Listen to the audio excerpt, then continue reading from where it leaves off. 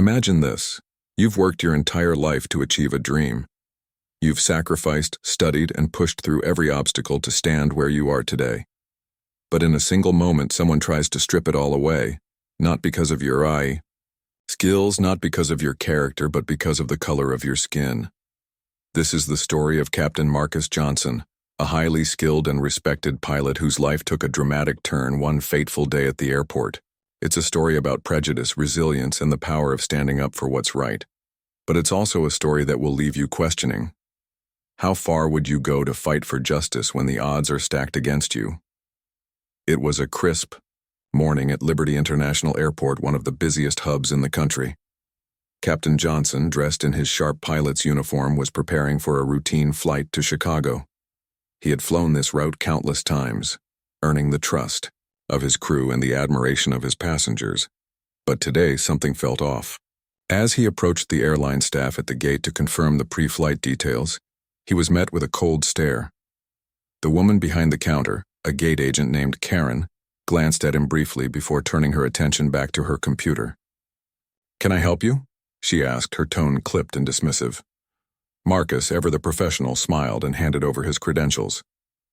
"Just confirming the flight details, ma'am. I'm Captain Johnson, the pilot for Flight 427. What happened next would change everything." Karen looked at his ID, then back at him, her expression hardening.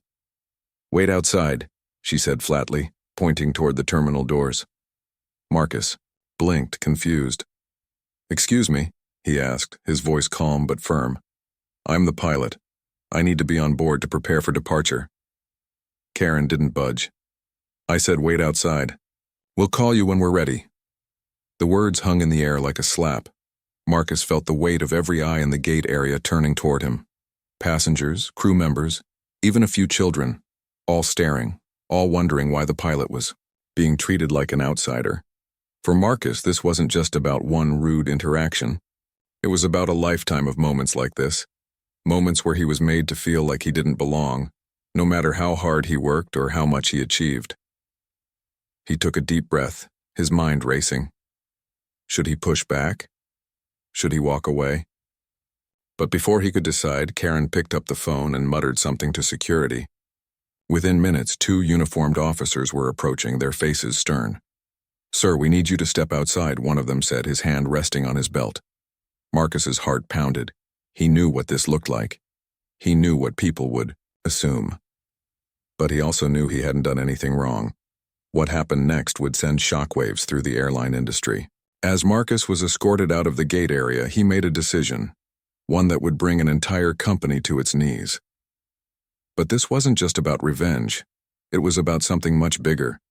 It was about holding people accountable. It was about making sure no one else would have to endure what he had. As the doors closed behind him, Marcus pulled out his phone and dialed a number. The person on the other end would change everything. But who was it? And what would they do? That's where the story takes a turn you won't see coming. As the tension builds, we're left with more questions than answers. Why was Marcus targeted? What was going through Karen's mind when she made that decision? And most importantly, how far would Marcus go to fight back? This is a story about power, privilege, and the courage to stand up when everything is trying to push you down. But it's also a story about hope, about what happens when one person decides enough is enough. So what happens next? Stick around, because this is just the beginning. The fallout from that day would ripple far beyond the airport, touching lives in ways no one could have predicted. And trust me, you won't want to miss what happens when the truth finally comes to light. Marcus stood outside the terminal, the cold morning air biting at his skin.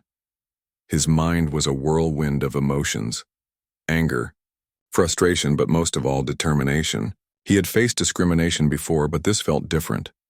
This wasn't just a passing comment or a sideways glance. This was a direct challenge to his authority, his professionalism, and his very identity.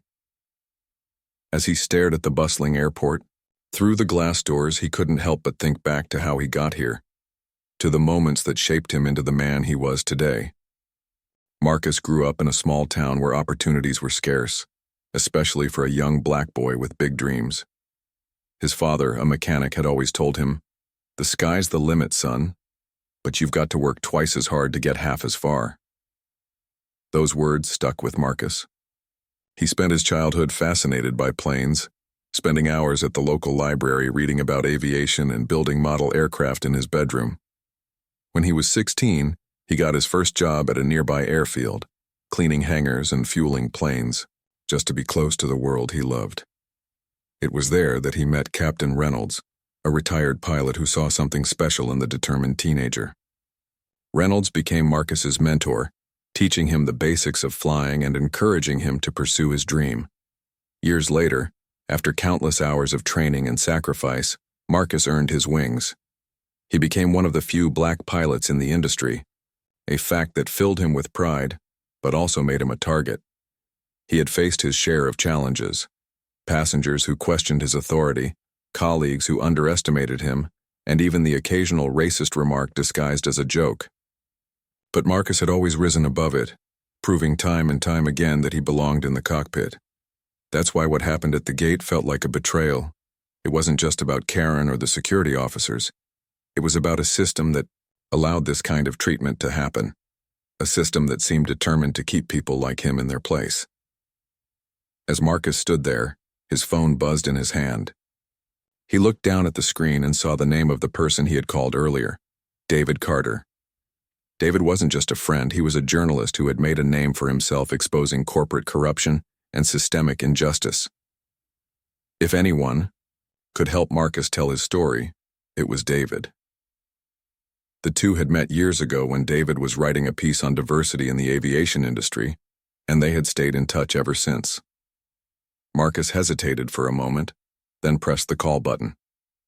"David, it's Marcus," he said when the line connected. "I need your help. Something just happened, and it's bigger than me." David listened intently as Marcus recounted the events at the gate. By the time Marcus finished, David was already typing notes. "This is huge, Marcus," David said. "But we need to be careful. If we're going to take this public, we need evidence. Do you have any witnesses? Any recordings?" Marcus thought for a moment. He hadn't recorded the interaction, but he remembered the passengers and crew members who had been watching. "There were people there," he said. "They saw everything." David nodded on the other end of the line. "Good. We'll start there. But Marcus, this isn't going to be easy. Are you ready for what comes next?" Marcus didn't answer. Right away. He knew what David was asking. Going public with this would mean putting himself in the spotlight, opening himself up to scrutiny and criticism. It could mean losing his job, his reputation, even his career. But as he thought about Karen's dismissive tone, the security officers' stern faces, and the countless others who had faced similar treatment, he knew he didn't have a choice. "I'm ready," he said firmly. "Let's do this." Meanwhile, back at the gate, Karen was starting to feel the weight of what she had done. She hadn't expected Marcus to push back, and she certainly hadn't expected him to call security. As she watched the plane take off without its captain, a knot of unease formed in her stomach. She tried to convince herself that she had been following protocol, that she was just doing her job. But deep down she knew the truth. She had judged Marcus the moment she saw him, and she had let her biases dictate her actions. Now, as the reality of the situation began to sink in, she couldn't shake the feeling that she had made a terrible mistake. The airline, too, was starting to feel the ripple effects of the incident. Passengers on Flight 427 were growing restless as the delay stretched on. Some had overheard the confrontation at the gate and were already speculating about what had happened. A few had even taken to social media, posting vague but damning comments about the airline's treatment of its staff.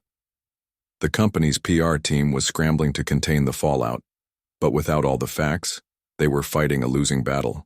Behind closed doors, executives were beginning to panic. They knew that in today's world, a single misstep could go viral in minutes, and the last thing they needed was a scandal. As the day wore on, Marcus and David worked tirelessly to gather evidence.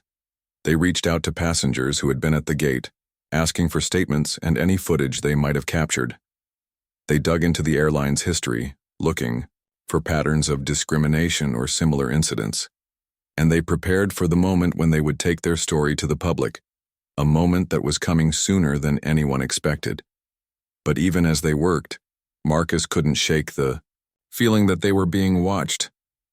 He noticed strange cars parked outside his house, unfamiliar faces lingering near his favorite coffee shop. He told himself it was just paranoia, but deep down he knew better. The airline was powerful, and they weren't going to let this go without a fight. By the time night fell, the tension was palpable. Marcus sat in his living room, staring at the pile of evidence they had gathered.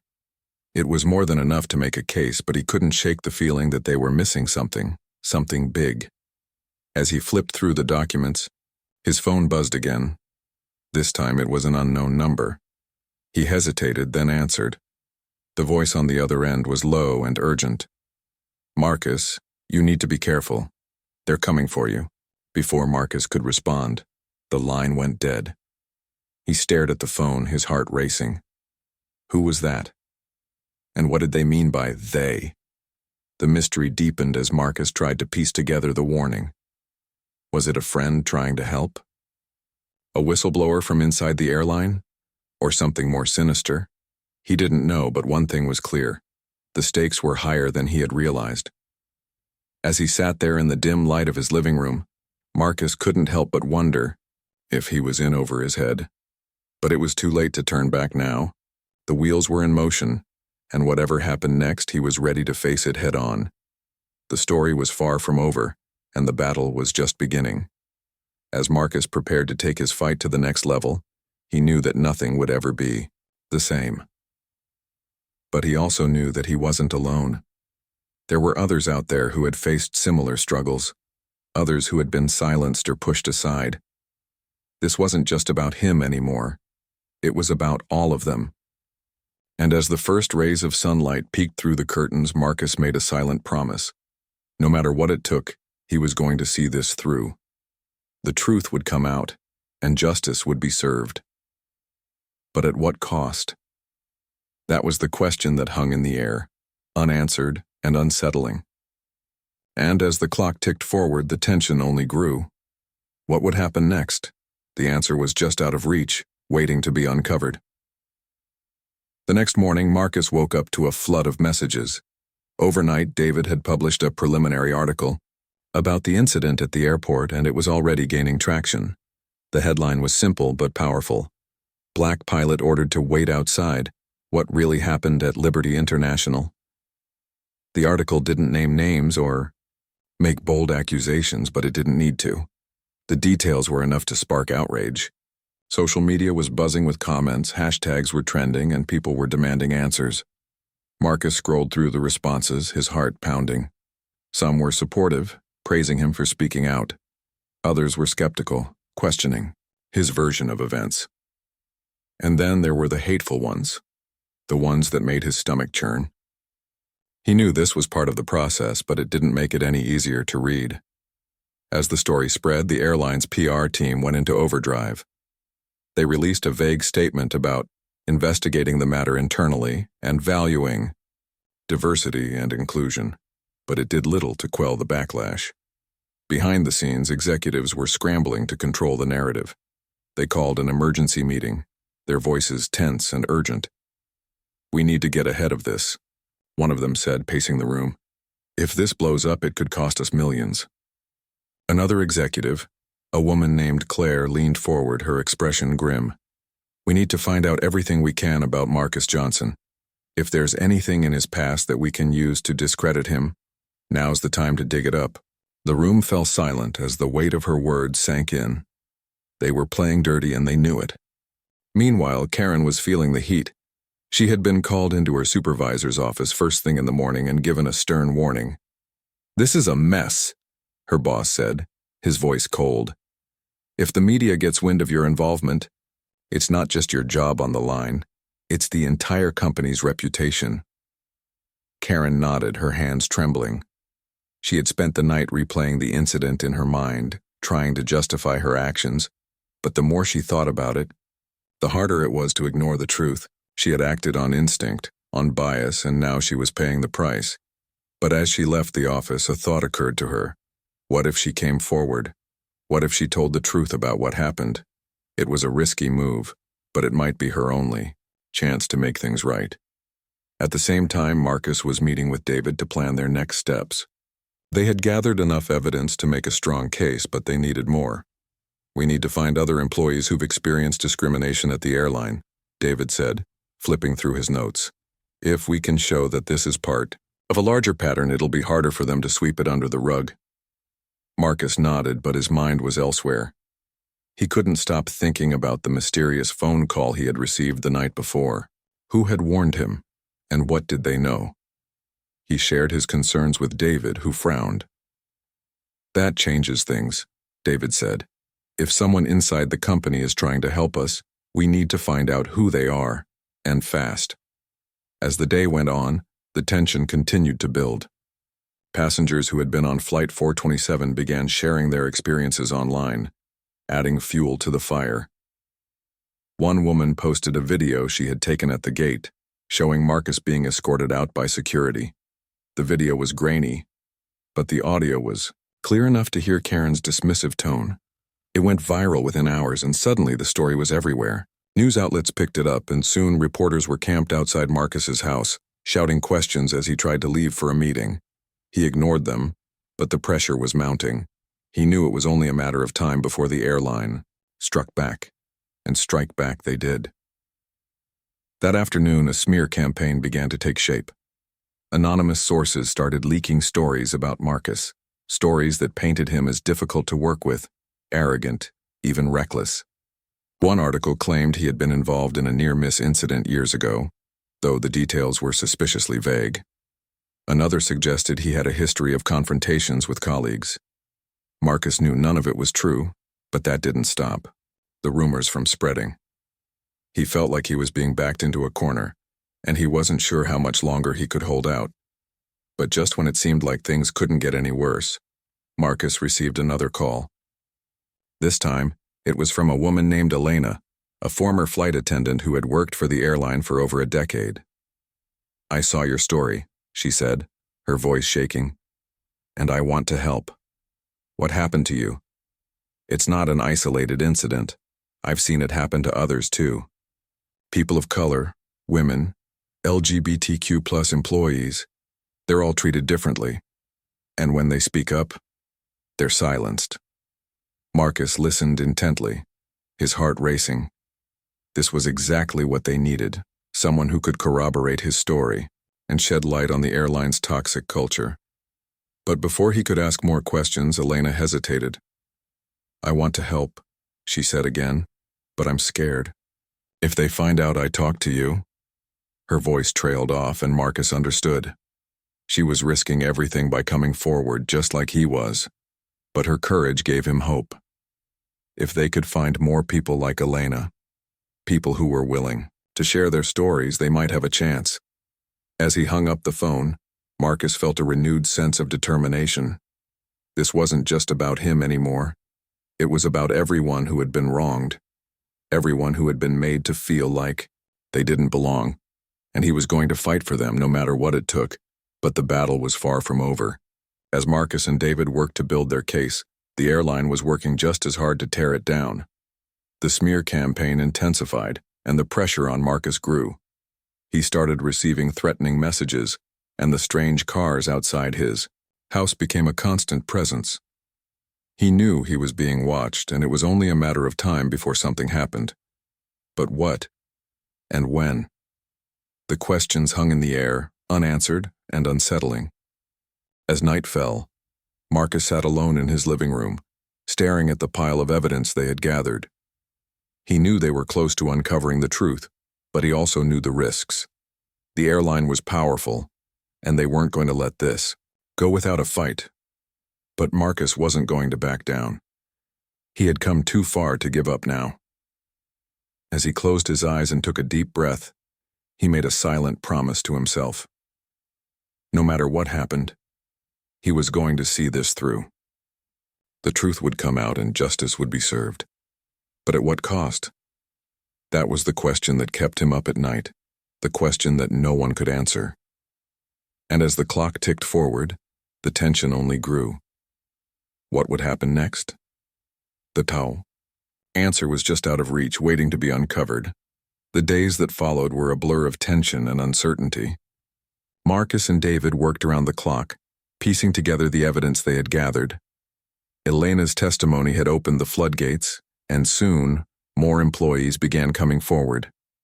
A baggage handler named Javier shared how he had been passed over for promotions despite his years of experience. A young flight attendant named Priya recounted the subtle but constant microaggressions she faced from both passengers and colleagues. Each story added another layer to the growing case against the airline, painting a picture of a company that claimed to value diversity but failed to live up to its promises. But as the evidence mounted, so did the pressure. The airline's smear campaign grew more aggressive, with new allegations surfacing almost daily. One particularly damning article accused Marcus of fabricating the entire incident for attention, citing unnamed sources within the company. Marcus felt the weight of the accusations like a physical blow, but he refused to let it break him. He knew the truth, and he knew that the people who mattered, the ones who had shared their stories, the ones who had stood by him, knew it too. Still, the constant attacks were taking their toll. He barely slept, his mind racing with thoughts of what might come next. The tension reached a boiling point one evening when Marcus received a package at his doorstep. It was a plain brown box with no return address, and inside was a single sheet of paper. The message was short but chilling. "Drop the case or else." Marcus stared at the words, his hands trembling. He had expected pushback, but this was different. This was a direct threat, and it shook him to his core. He called David immediately, his voice tight with fear. "They're not playing around anymore," he said. "They're coming for me." David listened in silence, then spoke in a calm but urgent tone. "We need to be careful, Marcus. If they're willing to go this far, there's no telling what they'll do next." Meanwhile, Karen was grappling with her own demons. The guilt had become unbearable, and she knew she couldn't stay silent any longer. She had tried to justify her actions, tried to convince herself that she was just following protocol, but the truth was staring her in the face. She had let her biases cloud her judgment, and now an innocent man was paying the price. One night, after another sleepless hour of tossing and turning, she made a decision. She would come forward. She would tell the truth, no matter the consequences. But as she reached for her phone to call Marcus, she hesitated. What if it was too late? What if her confession only made things worse? The airline, meanwhile, was in full damage control mode. The executives had called in a crisis management team, and the atmosphere at headquarters was tense. "We need to shut this down," one of the executives said, slamming his fist on the table. "If this goes to court, it could ruin us." Claire, the woman who had suggested digging into Marcus's past, leaned back in her chair, her expression grim. "We've tried discrediting him, and it's not working. We need to try something else." The room fell silent as the implications of her words sank in. They were running out of options, and they knew it. As the days turned into weeks, the stakes grew higher. Marcus and David prepared to take their case public, scheduling a press conference to share their findings. But the night before the event, Marcus received another call. This time, it was from Elena. "Marcus, you need to be careful," she said, her voice trembling. "I overheard some of the higher-ups talking. They're planning something big. I don't know what it is, but it's bad." Marcus's heart raced as he tried to process her words. "What do you mean? What are they planning?" But before Elena could answer, the line went dead. He tried calling her back, but there was no answer. A cold dread settled over him as he realized what this meant. They were running out of time. The morning of the press conference dawned gray and heavy, the sky threatening rain. Marcus stood in front of the mirror, adjusting his tie and trying to steady his nerves. Today was the day. Today, he would share his story with the world. But as he left his house, he noticed something strange. The street was eerily quiet, the usual hum of traffic replaced by an unsettling silence. He glanced around, his senses on high alert, but saw nothing out of the ordinary. Still, the feeling of unease lingered as he made his way to the venue. When he arrived, the room was packed with reporters, their cameras trained on the podium. David was already there, his expression tense but determined. "You ready for this?" he asked as Marcus approached. Marcus nodded, though his stomach was in knots. He took a deep breath and stepped up to the microphone, the room falling silent as he began to speak. "My name is Marcus Johnson," he said, his voice steady despite the storm raging inside him. "And today, I'm here to share my story, not just for me, but for everyone who has ever been made to feel like they don't belong."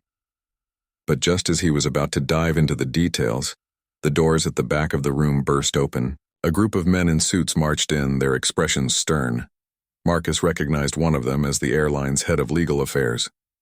"This press conference is over," the man announced, his voice booming through the room.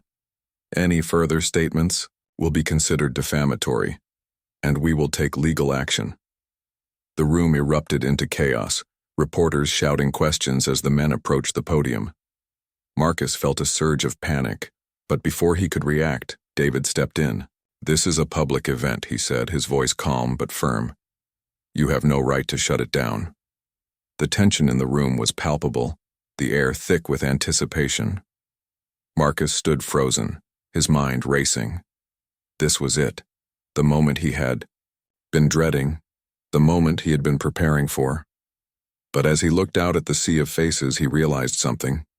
He wasn't alone.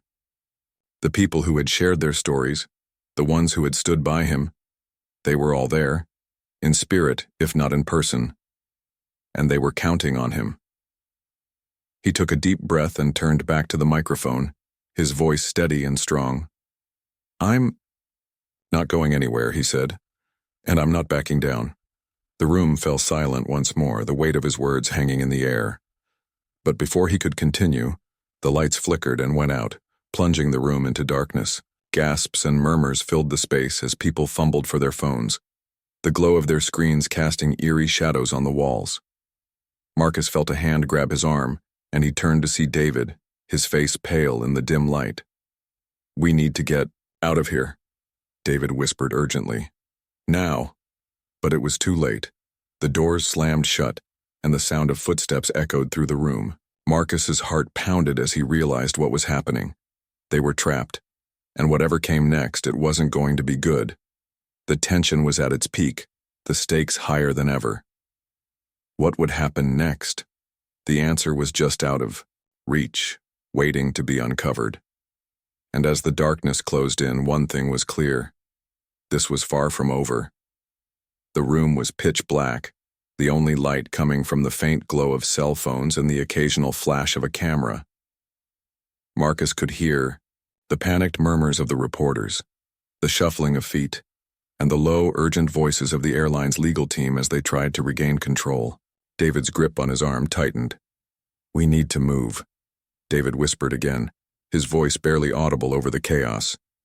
"This isn't just about shutting down the press conference. They're trying to scare us, or worse." Marcus nodded, his heart pounding as he tried to think. The doors were blocked and the room was too crowded to navigate easily in the dark. But then he remembered something, a side exit near the stage, used by staff to move equipment in and out. He leaned closer to David. "Follow me," he said, his voice low. "There's another way out." They began to move slowly, carefully weaving through the crowd. Every step felt like a risk, every sound a potential threat.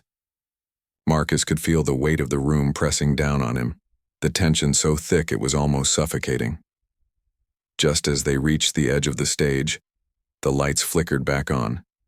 The sudden brightness was blinding, and Marcus froze, squinting, against the glare. When his vision cleared, he saw the airline's legal team standing at the front of the room, their expressions cold and calculating. The head of legal affairs stepped forward, a smug smile on his face. "Ladies and gentlemen," he said, addressing the room, "we apologize for the interruption, but I'm afraid this press conference is over. Any further statements made here today will be met with swift legal action." The room erupted into protests, reporters shouting questions and demanding answers. Marcus felt a surge of anger, but before he could react, David grabbed his arm again. "Not here," David said under his breath. "We need to regroup, now." They slipped through the side exit and into a narrow hallway, the sounds of the chaos fading behind them. Marcus leaned against the wall, trying to catch his breath. "What the hell just happened?" he asked, his voice shaking.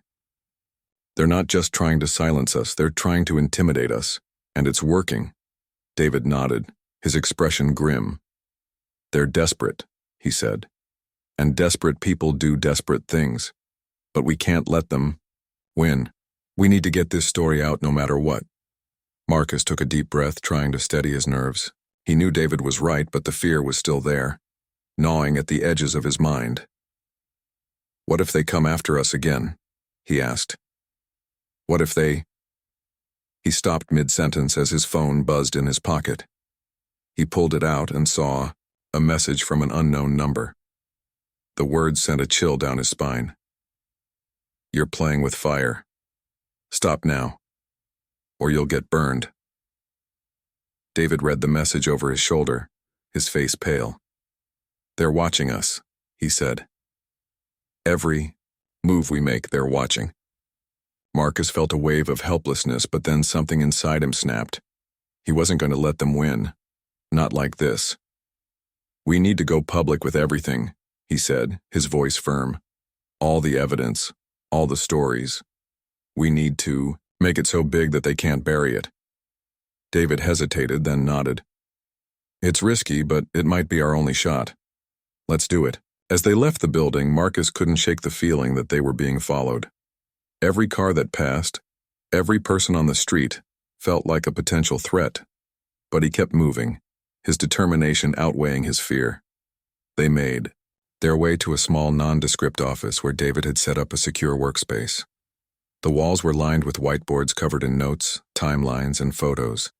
Everything they had gathered so far. Marcus stared at it all, feeling a mix of awe and dread. This was it. This was their case. And it was bigger than he had ever imagined. But just as they were about to start drafting their next move, David's phone rang. He answered it, his expression growing darker with every word. When he hung up, he turned to Marcus, his face pale. "That was Elena," he said. "She's gone. No one's seen her since last night. Her phone's off and her apartment's empty." Marcus felt a cold knot form in his stomach. "What do you mean, gone?" he asked, though he already knew the answer. David shook his head. "I don't know, but it's not good. If they've got her—" He didn't finish the sentence, but he didn't need to. Marcus understood. Elena had been one of their key witnesses, and now she was missing. It was a clear message. No one was safe. The stakes had just gotten higher, and the danger was closer than ever. Marcus sank into a chair, his mind racing. "What do we do now?" he asked, his voice barely above a whisper. David hesitated, then sat down across from him. "We keep going," he said. "We don't have a choice. But we need to be smart about it. If they're willing to go this far, we need to be ready for anything." The room fell silent, the weight of the situation pressing down on them. Marcus stared at the whiteboards, the evidence they had worked so hard to gather. It was all there, the stories, the documents, the proof. But it wasn't enough. Not yet. They needed more, and they needed to act fast. But as Marcus sat there, his mind kept going back to Elena. Where was she? Was she okay? And what would happen to the others who had come forward? The questions swirled in his head, each one more unsettling than the last. As the hours passed, the tension grew. David worked tirelessly, reaching out to contacts and digging deeper into the airline's history. Marcus tried to help, but his mind kept wandering. He couldn't stop thinking about the threats, the smear campaign, the missing witness. It felt like they were fighting a monster with too many heads. Cut one off and two more would take its place. But he knew they couldn't give up. Too much was at stake. Then, just as the sun began to rise, Marcus's phone buzzed again. He picked it up, his heart in his throat. It was another message from an unknown number, but this one was different. It wasn't a threat. It was a clue. A single sentence that sent a shiver down his spine. "Check the hangar at Liberty International. You'll find what you're looking for." Marcus showed the message to David, who frowned. "It could be a trap," David said. "Or it could be the break we need." Marcus nodded, his mind made up. Either way, we have to check it out. The decision was made, but the risks were higher than ever. As they prepared to leave, Marcus couldn't shake the feeling that they were walking into something much bigger than they had anticipated. The hangar at Liberty International. What could be there? Evidence? A witness, or something far more dangerous? The questions hung in the air, unanswered and unsettling. But one thing was clear. This was the turning point. Whatever they found at the hangar would change everything. And as they stepped out into the early morning light, Marcus knew there was no turning back. The stakes had never been higher, and the clock was ticking. What would they find? And what would it cost them? The answers were just out of reach, waiting to be uncovered. And as the tension reached its peak, one thing was certain. The climax was coming, and it would be explosive.